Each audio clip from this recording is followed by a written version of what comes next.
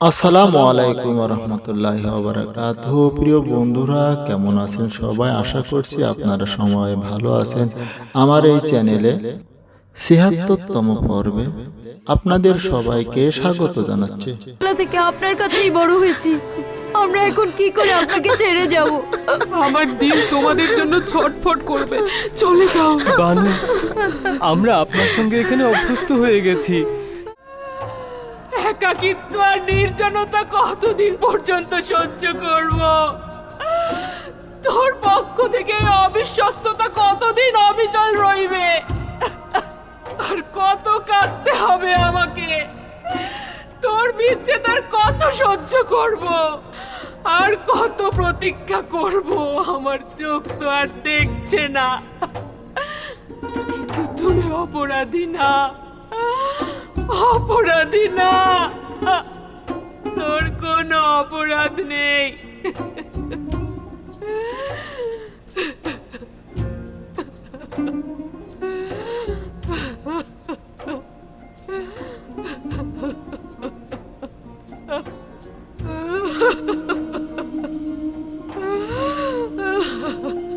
আমার হাল হাকিকতের খবর তো তোর কাছে নেই।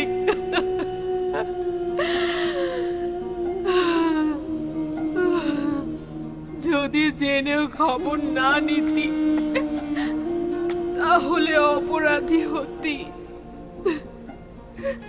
কিন্তু তুই তো কিছুই জানিস না। তুই তো ভাবছিস জুলেখা সম্পদের নাচ আর নেয়ামতে ডুবে আছে। আনন্দ ফুর্তিতে কাটছে জুলেখার জীবন।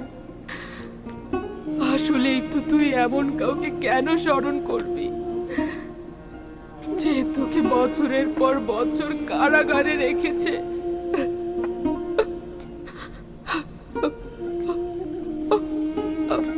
আমার জন্য এটাই তো যথেষ্ট যে তুই আমাকে শাস্তি দিসনি। আমি তোর প্রতি কৃতজ্ঞ।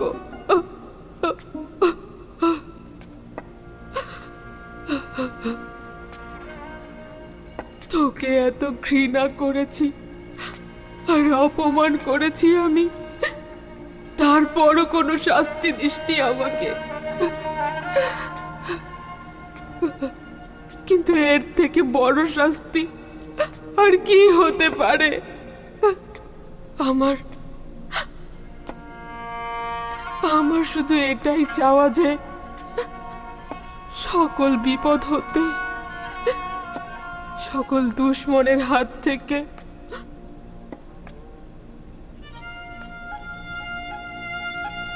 নিজেকে রক্ষা কর। ভালো থাক তুই, অনেক ভালো থাক, অনেক ভালো।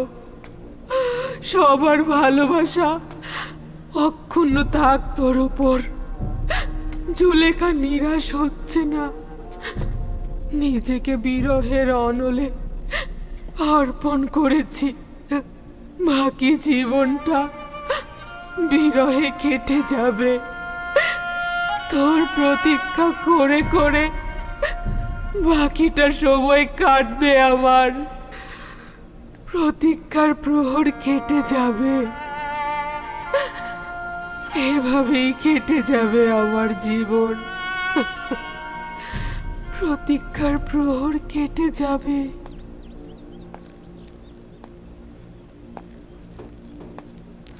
ইউসুফ, ইউসুফ, হ্যাঁ, এখানে কেন ঘুমাচ্ছেন?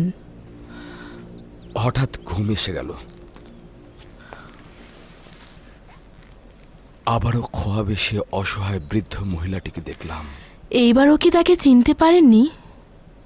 না, তা নয়, অনুমান করছি তাকে আমি চিনি, কিন্তু কোথায় দেখেছি তা কেন যেন আমি মনে করতে পারছি না।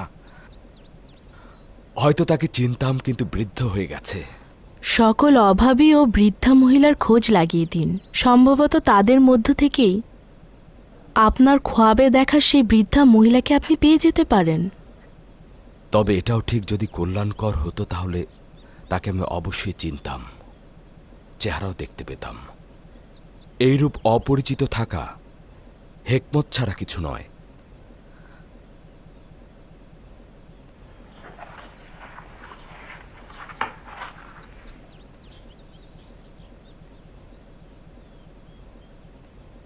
অজ্ঞামোহর ও ইবাদতখানার খাদেমগণ অখুনাতুনের কাছে অভিযোগ করতে আসছেন, আর মহামান্য বাদশাহ অখুনাতুন মনে হয় তাদের একাকী মোকাবেলা করতে চাইছেন না।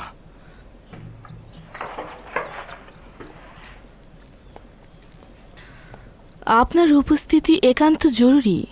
ঠিক বলেছ, মনে হচ্ছে ইবাদতখানার খাদেমদের সঙ্গে নতুন করে যুদ্ধ শুরু হতে যাচ্ছে। আশার কথা এই যে ইবাদতখানার গম মজুদ শেষ হয়ে গেছে।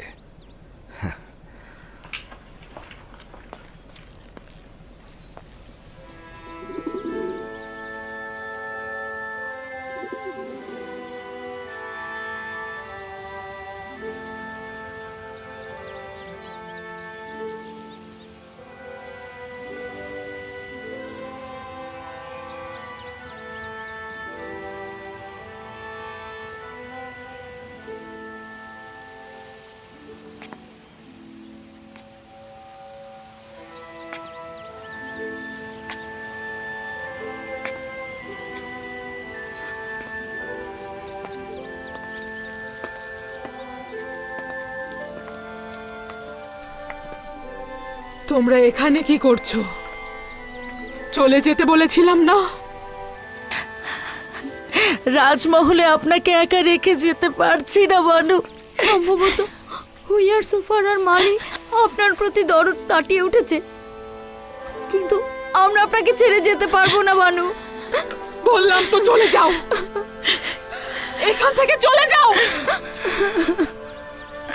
আমাকে একাকী থাকতে দাও, যাও।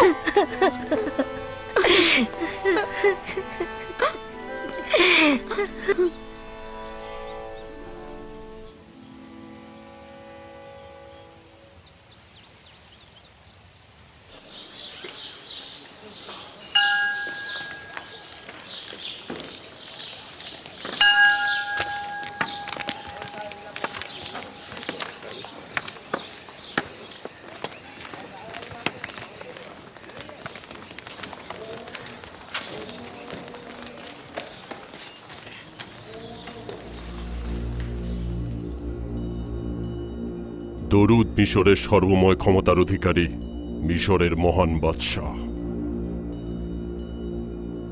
এমন কি ঘটল যে আমাকে স্মরণ করলেন? যদি বাধ্য না হতাম তাহলে আপনার মূল্যবান সময় নষ্ট করতাম না। কারা আপনাকে বাধ্য করলো শুনতে পারি? আমি ইউজারসিফের বিরুদ্ধে অভিযোগ করতে এসেছি। আমুনের ইবাদতখানায় গম প্রদানের বিনিময়ে মূল্য গ্রহণের কোনো এখতিয়ার বা হক তার কি আছে আলী জনাব? কেন হক থাকবে না?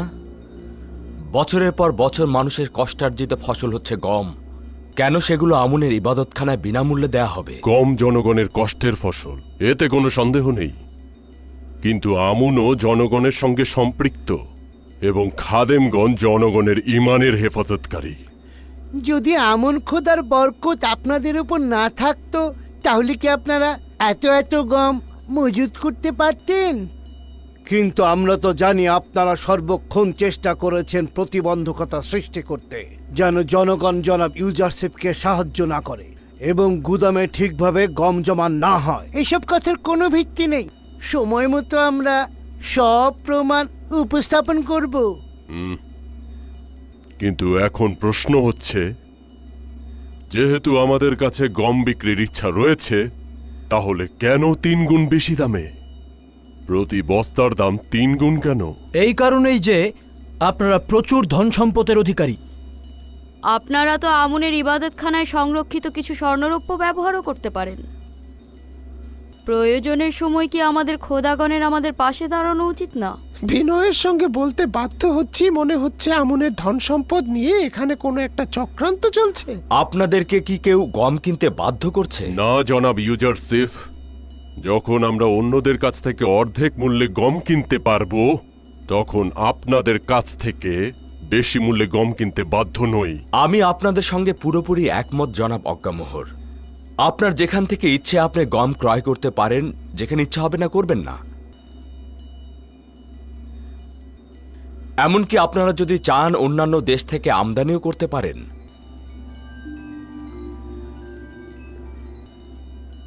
আশা করছি আমাদের এই পদক্ষেপকে হুকুমতের বিরুদ্ধে গোলযোগ সৃষ্টি হিসেবে গ্রহণ করবেন না।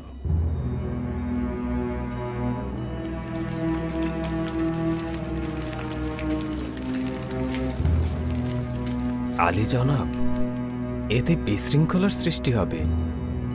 তারা গম আমদানি করলে আমাদের উপর আমুনের বিজয় হবে।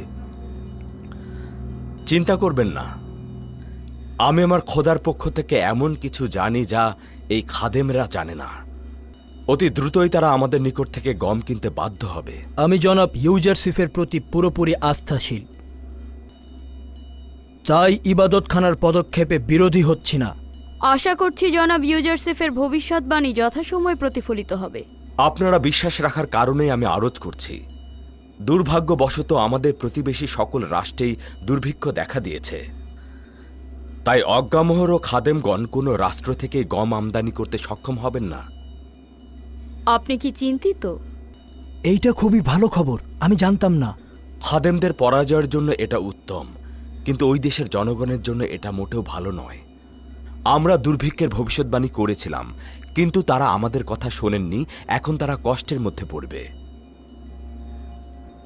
কানানের লোকজন এই দুর্ভিক্ষে কি করছে? খোদা তাআলা, আপনি তাদের রক্ষা করুন।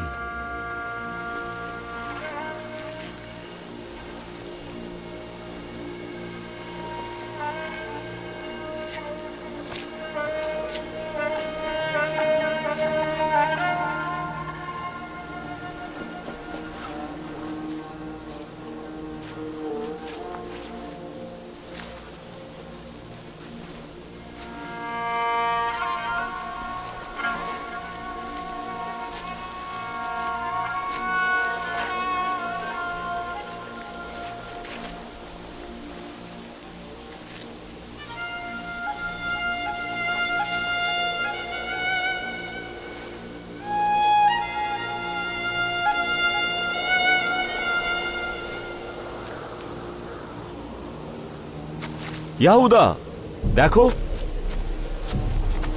10টি ছড়া থেকে পাওয়া এই গমের কি অবস্থা। এই গমগুলো তো কাটা যাবে না। বেনিয়ামিন, আব্বাজানকে গিয়ে এই গমগুলো দেখাও, তারপর জিজ্ঞেস করো যে গমগুলো আমরা এখন কাটবো না এভাবেই রেখে দেব। আচ্ছা, দেখি আব্বাজান কি বলে। আমরা একাত্মবাদী খোদার দিনের নবী হযরত ইব্রাহিমের অনুসারী। আমাদের কিতাব সোয়াফে ইব্রাহিম। দাদা জান, হযরত ইব্রাহিম কে ছিলেন? উনি আমার দাদা জান ছিলেন। খোদা তাআলার একজন পয়গম্বর ছিলেন এবং তিনি প্রথম কেনানে আগমন করেন। দাদা জান, আমাদের পূর্বে কি কেউ কেনানে বসবাস করত, নাকি কেনানে বসবাসকারী হিসেবে আমরাই প্রথম? না পুত্র আমার, আমাদের পূর্বেও কেনান ছিল এবং সেখানে কেউ কেউ বসবাসও করত। দাদা জান, কেন আমাদের বনি ইসরাইল বলা হয়? কেনানের প্রাচীন অধিবাসীরা তোমাদেরকে বনে ইসরায়েল বলে ডাকে, কেননা তোমরা আমার নাতি নাতনি ও আমার উত্তরসূরি। আমার আরেকটি নাম হলো ইসরায়েল, তাই তোমাদের ও তোমাদের পিতাগণকে আমার উত্তরসূরি হিসেবে বনে ইসরায়েল বলা হয়।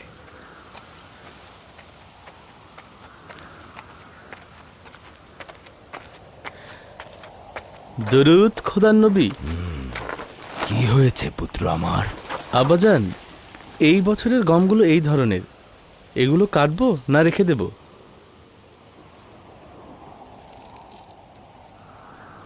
এগুলো আসলে ভালো ফসল নয়, কিন্তু আমরা তো অনেক চেষ্টা করেছি, কিন্তু উপায় নেই।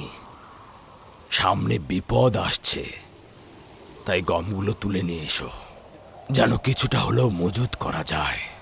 দুর্ভিক্ষের সময় দেখবে ওগুলোই কাজে দেবে, নয়তো আমরা বাঁচতে পারবো না। হ্যাঁ, ঠিক বলেছেন আব্বাজান। মরে যাওয়া ছড়াগুলোও তুলে নিতে হবে। যদি আমাদের জন্য গম নাও থাকে, সেগুলো তো জীবজন্তুর খাবার হবে। ঠিক বলেছ, তুলে ফেলো। এগুলোই এখন অনেক মূল্যবান। ঠিক আছে আব্বাজান, আসি। 30 বছর হয়ে গেল কল্যাণ ও বরকত আমার ছেলেদের নিকট থেকে দূরে সরে গেছে। যখন থেকে তাদের এক ভাই হারিয়ে গেল, তখন থেকেই তাদের জন্য সবকিছু কঠিন হয়ে গেল।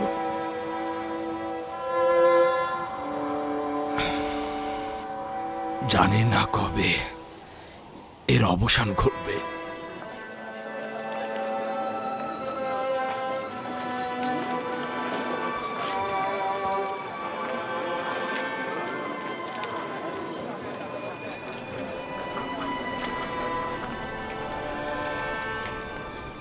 ইউজারশিপ ছাড়া মিশরের কারোর কাছে কোনো গম অবশিষ্ট নেই। মিশরে সমস্ত গম তারা গুদামে মজুত করে ফেলেছে। এটা আমি জানি, কিন্তু আমাদের উদ্দেশ্য হলো মিশরের প্রতিবেশী রাষ্ট্র থেকে গম আমদানি করা। আমি যতদূর জানি আমাদের প্রতিবেশী রাষ্ট্রগুলোতেও দুর্ভিক্ষ দেখা দিয়েছে। অন্য কোনো রাজ্যে খবর নিয়ে দেখুন, হয়তো সেখান থেকে আপনারা গম আমদানি করতে পারবেন।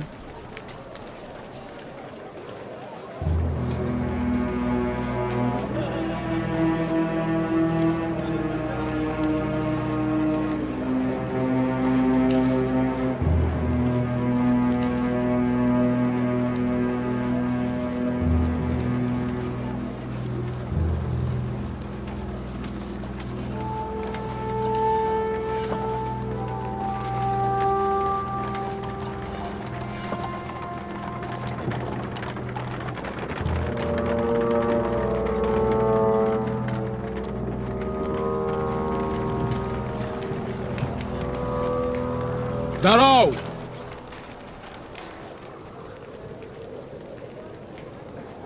তোমাদের এই শহরে প্রবেশ করার কারণ কি? আমাদের জন্মভূমিতে দুর্ভিক্ষ দেখা দিয়েছে শুনেছি। মিশর পর্যাপ্ত গম সংরক্ষণ করেছে, তাই এসেছে সাহায্যের জন্য। তোমরা সম্ভবত খাবেরিয়া এলাকার অধিবাসী। হ্যাঁ, ঠিকই অনুমান করেছেন। এখানে দাঁড়াও, তোমাদের ব্যাপারে আমি সওয়াল করে আসছি। আমি ফিরে আসা না পর্যন্ত যেন এরা এখানেই থাকে।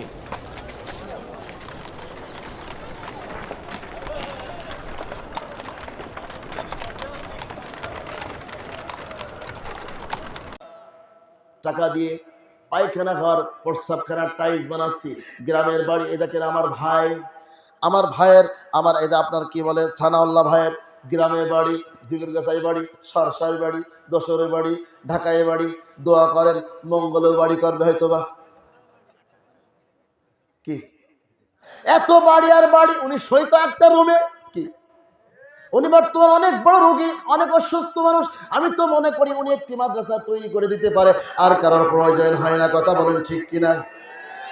একটাই উনি তো, এমন লোক আছে, এমন অনেকে আছে, একজন একটা মাদ্রাসা তৈরি করে দিয়েছে। কারণ ওনার পেছনে অনেক টাকা পয়সা খরচ হয়, প্রায় ভারতে চলে যায়, লক্ষ লক্ষ টাকা খরচ হয়। আমার কাছে মাঝে মধ্যে ফোন দেয় যে ভাই আমি অসুস্থ, আমার জন্য একটু দোয়া করেন। আল্লাহর নবী বলেছেন তোমরা বড় রোগের মধ্যে পড়ে গেছো, ডাক্তার তোমাকে ভালো করতে পারছে না, তুমি সুস্থ হতে পারছো না। নবীজি বলেছেন তুমি দান সাদাকা করো, বড় বড় রোগ থেকে আল্লাহ পাক রব্বুল আলামিন তোমাকে শিফা দিয়ে দিবেন। কারণ সুবহানাল্লাহ। ওই দরদি ব্যক্তি আছেন, আগামীকাল আপনার এলাহান হতে পারে মসজিদে, আগামীকাল মসজিদে আপনার এলাহান হতে পারে। আপনার কাপড়ের কাপড় হয়তো নারাঙ্গালি বা আপনার দত্তপাড়া বাজারে প্রস্তুতি হচ্ছে, এমনও হতে পারে। আগামীকাল হয়তো বা কার এলান হবে, শোক সংবাদ অমুক ব্যক্তি ইন্তেকাল করেছে। তখন তো আর দুনিয়ায় থাকা যাবে না, চলে যেতে হবে। সুতরাং কোন দরদি সর্বপ্রথম 10,000 টাকা কে দিবেন মা বাবার জন্য, নিজের জন্য। হ্যাঁ, ওরে আল্লাহ, ভাই বলছে একটু আসতে বলেন, আমি দেবো। তার সাথে বলেন লিল্লাহি তাকবীর, লিল্লাহি তাকবীর। ভাইয়ের নাম কি? আবু তাহের না? আবু তাহের ভাই, আবু তাহের বিশ্বাস ভাই 10,000 টাকা। বলেন বলেন বলেন জিন্দাবাদ, জিন্দাবাদ। আল্লাহ তাআলা আবু তাহের ভাই 10,000 টাকা দোয়া করেন, আল্লাহুম্মা আমিন। আল্লাহ আমার ভাই বললেন 10,000 টাকা তোমার নবীর ঘরে মাদ্রাসায় দান করবে। আল্লাহ আবু তাহের বিশ্বাস ভাইকে তুমি ইসলামের জন্য কবুল করো, তার জীবনের সমস্ত গুণাগুলিকে মাফ করে দাও, পরিবারের সমস্ত সদস্যগুলিকে আল্লাহ তাআলা তুমি সেবা দাও। ওই পরিবার থেকে যত মানুষ কবরে চলে গেছে কবরটাকে তুমি জান্নাতের টুকরা বানিয়ে দাও। লা ইলাহা ইল্লাল্লাহ মুহাম্মাদুর রাসূলুল্লাহ। আর কোন দরদি সন্তান আছে? কবির ভাই একটা ফ্যাক্টরি, কবির ভাই 10,000 টাকা। মাশাআল্লাহ, কবির ভাই ফ্যাক্টরি। হ্যাঁ, উনি কিন্তু এখনো বলেননি, লাস্টে কি বলে আমি শুনে তারপর যাবো না। কানে কানে না, ওই লোকজন সব শুনবে, কানে বলার কাজ। কি নাম বললেন? কবিরউদ্দিন ভাই। কবিরউদ্দিন ভাই দেখেন 1,000 টাকা দান করেছেন একজন যুবক ভাই। কবির ভাই 10,000। আলমগীর ভাই 1,000 টাকা দান করেছেন। আল্লাহ তাআলা আলমগীর ভাইকে কবুল করো। আল্লাহ তাআলা তার হায়াতে তাইয়্যিবা সিহাতে কুল্লিয়া দান করো, জীবনের সমস্ত গুনাহগুলিকে মাফ করে দাও, 5 ওয়াক্ত নামাজ পড়বার তৌফিক দাও। এর কি বললেন? কবির ভাই 10,000 টাকা দান করেছেন। বলে লিল্লাহি তাকবীর।